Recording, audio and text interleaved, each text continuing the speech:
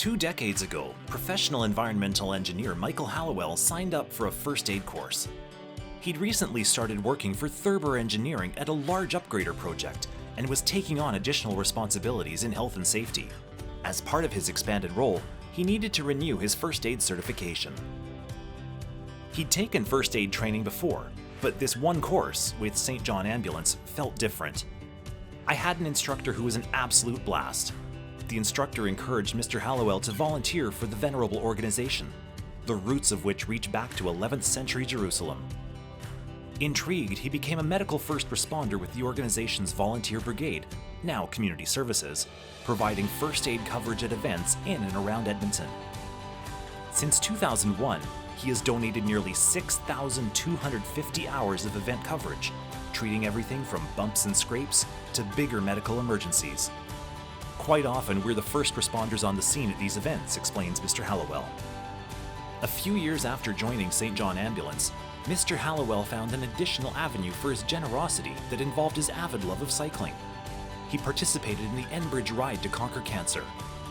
A colleague and fellow APEGA member had recently succumbed to colon cancer, and he wanted to pay his respects in a concrete way. That first experience was very poignant because part of the route overlapped with one of the last car trips our coworker took. He actually drove part of our course that year, he remembers. That was a shot in the heartstrings. Since 2009, he's continued to support the fundraiser as a cyclist, raising more than $50,000, and as a volunteer on the medical and rider safety crews. Mr. Halliwell's charitable contributions take other forms too.